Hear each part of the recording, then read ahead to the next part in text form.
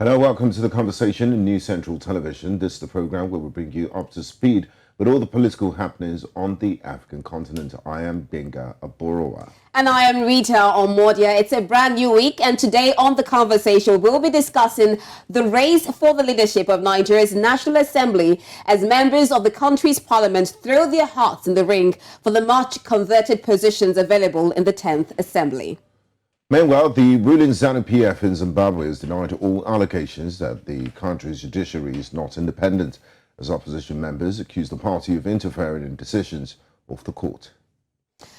Definitely strong allegations there in Zimbabwe. We've been having it over and over again, especially with the CCC party, that is Citizens Coalition for Change, who continue to insist that, the ruling party, ZANU-PF, is trying to convert the judiciary and pass that bill. And they also use something called lawfare. Yeah. Yes, using the law to go after opposition. And we've been on this discussion since. We look forward to seeing what happens in August, or when they finally decide to have elections in Zimbabwe. Not a very democratic situation as we speak. But we'll get into the details in the course of our program. We will, definitely. And of course, Nigeria has situations concerning the 10th National Assembly. Also note that the Election Petition Tribunal started today, and we have lots of discussions surrounding this. We will all know that on February 25th, we had the presidential elections, but there were contestations with the conduct of the elections, talking about the candidacy of the APC candidate, that is Bola Ahmed Tinubu. Of course, also the election procedures, the IREF portal and all of that. These are going to be discussions and petitions for this Election Petition Tribunal in Nigeria, which started today. And also, before we get into our program today, a quick update in Sudan. Representatives of both parties, the SAF, the Sudan Armed Forces, and of course the Rapid Support Forces, are meeting in Jeddah in Saudi Arabia to discuss finding a truce for humanitarian reasons. But they're saying, look, the fight is still on. This discussion is for humanitarian. Couldn't they have just held, just put the fight on the pause and then have negotiations, at least for the benefit of citizens? So what's the point? You're having negotiations, but at the same time, it's like, I'm not trusting any side. We're still going to continue the fighting. Not pretty. Definitely not pretty. Now, to our first discussion of the day, the jostle for the leadership of Nigeria's 10th National Assembly thickened over the weekend, with agitations over perceived indications of the preferred candidate of the ruling All Progressive Congress and the President-elect Bola Ahmed Tinubu. Nigeria's National Assembly consists of a Senate with 109 members and a 360-member House of Representatives empowered to scrutinize bills and conduct the government officials, amongst other oversight functions. At the conclusion of the National Assembly elections, which were done concurrently with the presidential election, the ruling All Progressives Congress, APC, positioned itself at the Senate with 60 seats.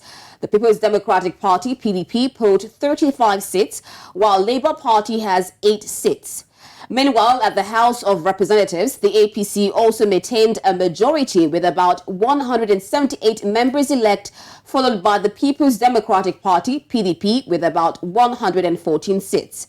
With alliances and caucuses in formation, several contenders have thrown their heart in the ring, indicating interest to lead the 10th National Assembly leadership positions expected to be inaugurated in June after the presidential inauguration. Now, joining us for this conversation, we have Ambrose Ibuke as a public affairs analyst. We also have Dr. Kazeem Olalere Akinreti, also a public affairs analyst, joining us from Lagos, Nigeria. Gentlemen, welcome to the conversation. Thank you very much. Good evening. Good evening. Good evening.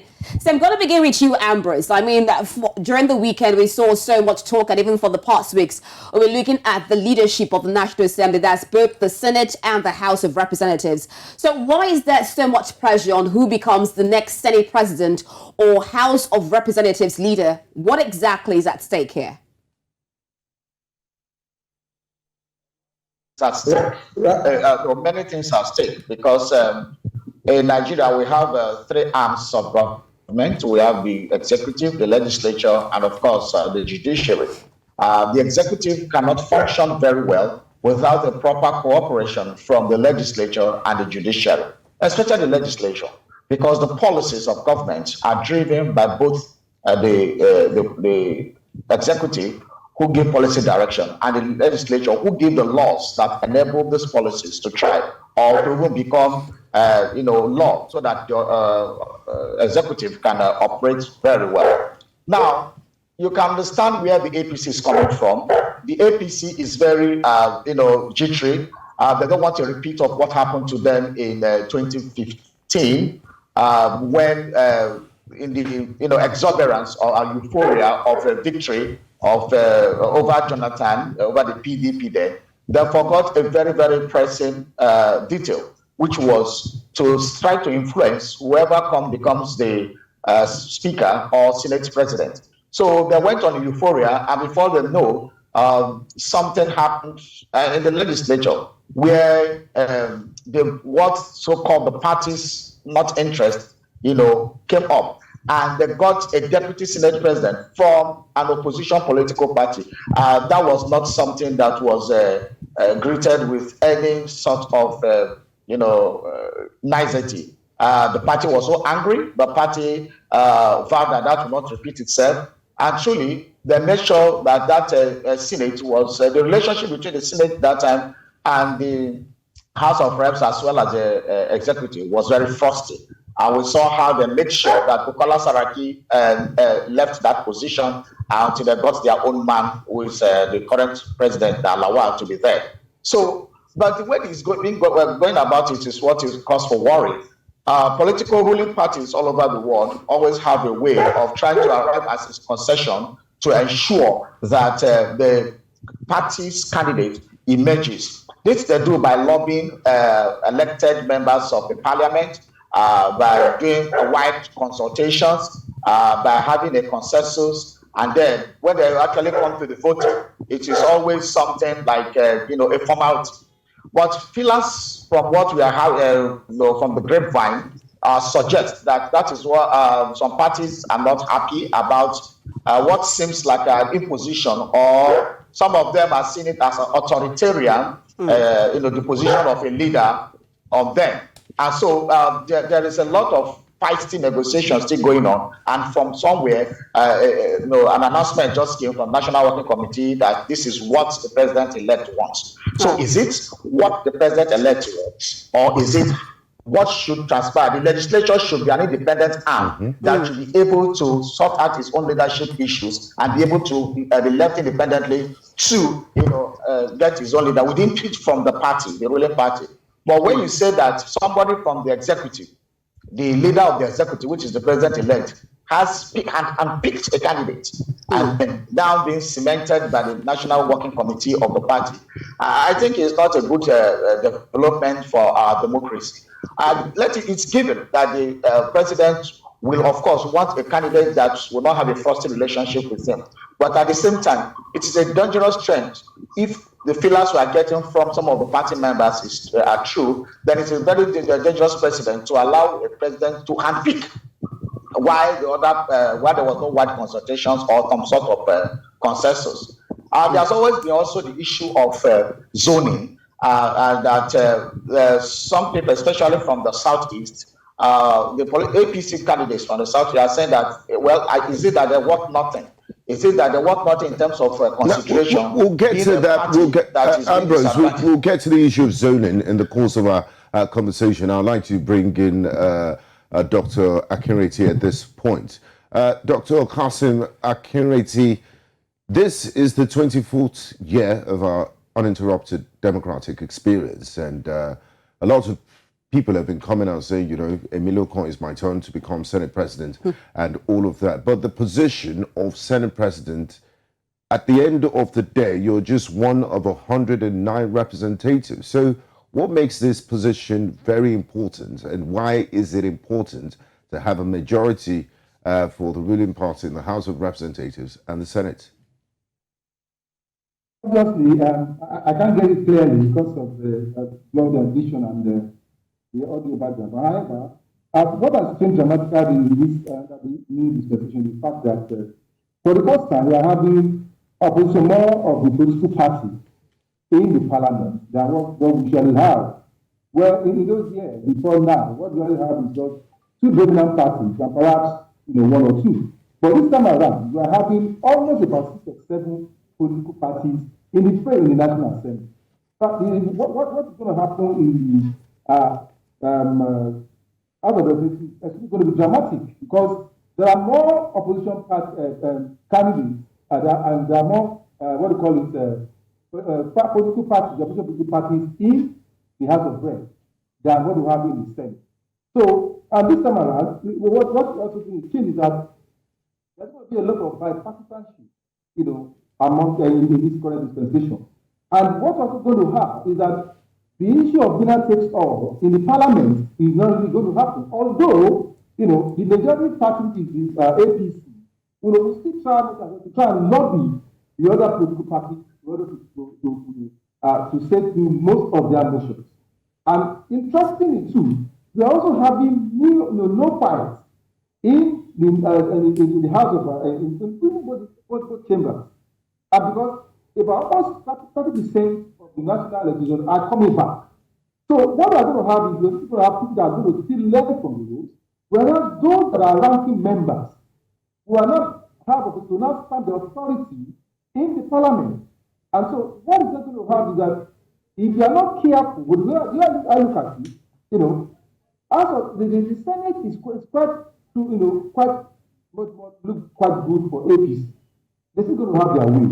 But in the House of Reps, I don't think they are going to really have their way. If they are not careful, the opposition can still show from them. But the reality on the ground is that we are going to have robust discussion in the parliament. We are people who debate on issues, not really based on political parties, but rather based on the needs of Nigeria. And at the end of the day, Nigerians to me are the greatest winner from this new dispensation. What is also interesting is that this time around, no one will claim monopoly of knowledge or accessibility in the parliament. And you can see, and we are also going to see rebellion from the main political parties, the APC and the PDP. Because those guys in Labour, those guys in NPP, those guys in YPP will give a run for the money for both APC and PDP in the parliament. Okay, thank you so much, Dr. Akirede. I mean, you've given us a bit of a profile of what we are seeing here, more opposition parties in the House of Representatives, even though the APC still has a majority in terms of numbers in both the houses, as the Senate and the House of Reps. Now, earlier on, Ambrose, I'm going over to you, and you were mentioning the issue of zoning. And, we still have the APC, despite the Election Petition Tribunal, as the ruling party and the president-elect. And so far, we've seen the issue of zoning come. You talked about it, ethnicity, religion, and all of that. And the APC is struggling while the opposition is there to try and maintain its position for the Speaker and the leader of the Senate House. Now, for you, what do you see as the merits or the issues with this zoning issue we're having? Because the North is saying we should have the Senate leadership, while the South at the same time is saying that, this is our own time to have this Senate leadership. So what's your take on all of that? Well, the issue of zoning in political office may not be constitutional, but it is what we call a trite in terms of justice and equity. Even though the Constitution recognizes the issue of federal character representation, so that appointments and the political offices like this are not just lumbered on one side of the country, it recognizes that for there to be effective representation, the Constitution or the architecture of government should be able to have a fair representation of the various sections that make up the country in terms of ethnicity, in terms of religion, and in terms of geographical spread. I know that some naysayers will say, it's not about merit, it's about merit. It's not about where you come from. Where you come from in a third world country like us in Nigeria is very important. Because if we are talking of meritocracy, there are, people of competent capacity in every geopolitical zone across every ethnic divide. So that's, we can also get competency and meritocracy when we follow the federal character principle. Then when it now comes to the current constitution of what we're expecting beyond May 29, we can see that for the first time there's a dilemma, because before it was a straightforward thing where a candidate emerges from the north, it's always a Muslim, and when the southern candidate emerges, it's always a Christian. But for the first time, a candidate emerging from the south of Nigeria is not a Christian.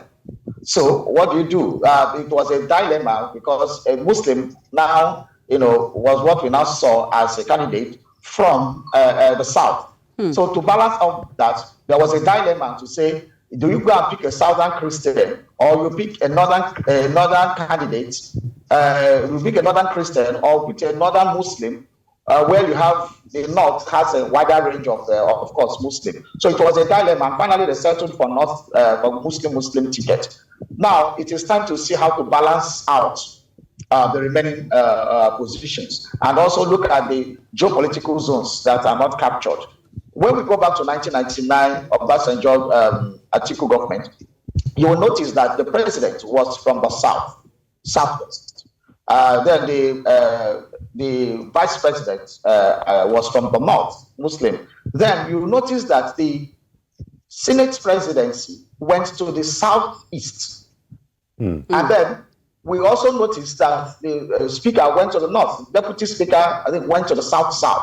So you could see there was a lot of delicate balancing. The secretary to the federal government went to the south as well. You could see that the balancing was a well thought through process that helped to quench tension, to make everybody feel a sense of belonging. We are in that crossroad again. A southwesterner is now the president. A northerner is the vice president. So I know, naturally, the third position, which is the Senate president, should revert to the south. Now, it is in the south. But what people are now saying that, will the southeast lose out completely? Does APC not have a regard for its members in the southeast? Does it mean all the efforts that people have sacrificed for APC, for their members and the party in the southeast, it doesn't count for nothing?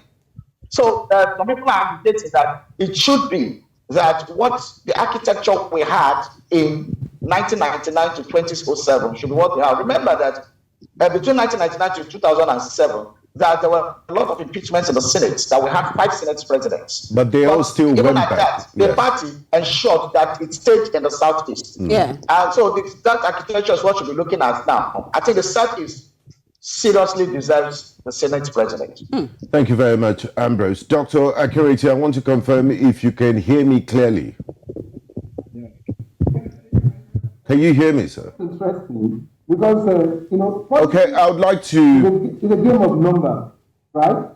Now, the major challenge with the South is the fact that they are not bringing more to the table. In fact, if you look at the performance of APC in the South, it's extremely woke. And it's that to suggest to the leadership that probably our party will still have to keep on to struggle. But you also have a situation whereby in other areas, they have quite a number of votes. And the argument has always been, okay, if you are not partaking, if you are not bringing more to the table, how can you be part of it that we share? But right now, the challenge the APC is having is that this country today is on the tentacle. The reality of today is that Nigeria needs to stand on the tripod. Now, if you don't give to the South, the agitations and all these things might just reoccur again. But the Southeast were not able to also pull themselves together very early enough.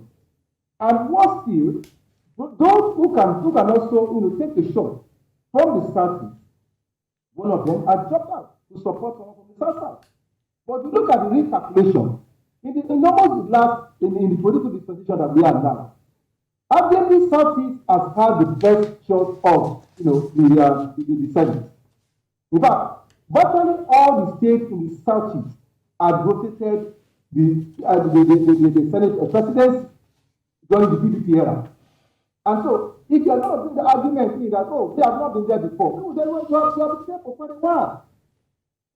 However, for us to have a sense of belonging, I think APC is a state of quagmire now on what to do with the issue for the people from the South. That's the reality. Okay, thank you, Dr. Akiriti. I would like to bring in Ambrose into the conversation as we wrap things up. Now, Ambrose, we've seen lots of deliberations and, jostlings and, horse trading has been made, and there's been speculations that the APC is planning to plead with its ambitious aspirants to settle for a consensus option. You did say that it's not very democratic. We should maintain the principle of separation of powers, and the president-elect should not influence that decision. But however, all things being equal, are we even guaranteed that if they reach an agreement, that these senators will keep to the gentlemanly agreement? We remember what happened with Bukola Saraki in the 8th Senate. So is there any guarantee that from all these moves and horse tradings that we would get what the party wants and what the majority wants? Or it's a different thing altogether when they assemble there on the first day to pick their principal officers? Well, just today, we're reading what is trending in the media right now is Southeast Caucus of senators-elect have already met and have adopted the stand, which is that it is the turn of the Southeast to produce the Senate presidency, and that anything short of that will not be supported. And I think they have a right to do that, because you cannot say that, because you have a list vote or whatever permutation you're using in the Southeast, all the work they have done. The ruling party should actually be reaching out to the Southeast region. You can see the number of people who have joined the APC from the time they won election in 2015 to now. If they measure, the APC had no root at all in the region, but you can see the inroad they have made. So they should pursue that path by even giving the Senate presidency to this, so that to help them have more inroad and into the Southeast and have more followership. If they don't do that, then it means the party is keep on alienating the region to the consternation of a lot of the citizens of the region. So the Southeast Senate caucus have already taken stand. Okay, sorry, Ambrose, to get more clarity. When you say Southeast now, because we also have Southeast, you have people who say South. Here is another side again where we saw the APC governors putting their support for Akpabio. We're seeing that one goes to Akpabio as a preferred candidate. So is he considered part of the Is he considered part of Southeast now? Well, I don't know why people are asking me that question. I don't. That's South. So exactly. So that means we're having different factions then. Yeah, we are talking about the Southeast geopolitical zone. You know what happened in 3 days was someone like Governor Umahi said he supports what the president-elect has done, so he's queuing behind Senator Akpabio. But just today, 48 hours later, there's a consensus among them, and I'm not read that anybody disagreed among them. So this is the time to be united because of the marginalization and I think near sheer neglects and I think insults on the Southeast in this matter is becoming too much, and the senators should stand firm for that. The architecture we have now is the same architecture we had during the 1999 to 2007, and I think we should maintain that zoning to get the kind of balance. Let them get to that template. That template was a very good one, and they should adopt it. Because the president is from the southwest, and then the vice president is from the north, and then that delicate balance, they should go look at that template and adopt it. It worked well for Nigeria, and I think it will work well again this time around. Thank you very much, Ambrose Igboke, Public Affairs Analyst, and Dr. Kasim Olalere Akinreti, Public Affairs Analyst. Thanks for joining us in this discussion. We do appreciate your contribution. Thank you.